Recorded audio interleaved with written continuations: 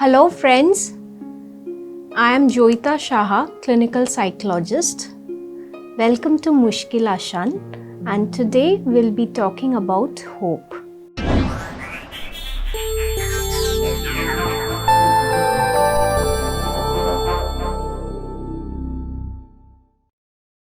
Martin Seligman, a psychiatrist, had given the concept of positive psychology where he talked about different positive emotions.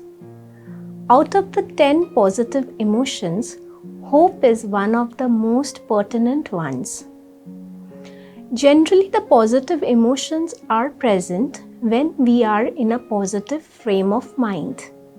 Hope is the only positive emotion which is present even when we are in the negative state of mind. In fact, hope is that emotion which is present in us when there is negativity all around.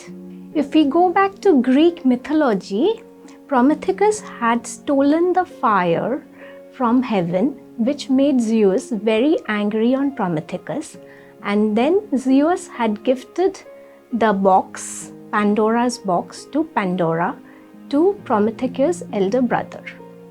Pandora, out of curiosity, opened that box, and that box released all the negativity in the world.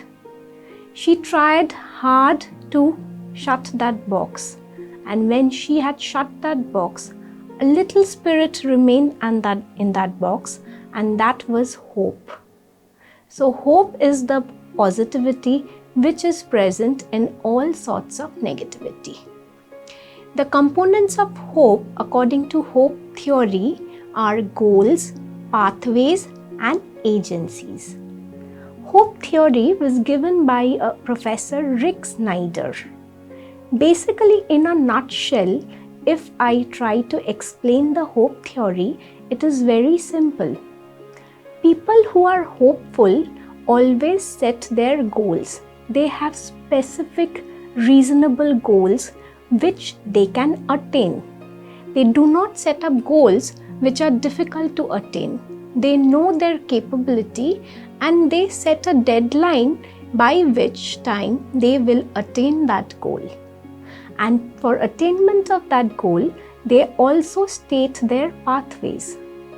While stating the pathways, they write down the pathways and they also take in mind the obstacles that would be present in the pathway. That obstacle might be internal or external, and they are prepared for that obstacle. They know that when they have a goal, always it might not go smoothly. So they are not toxic positive.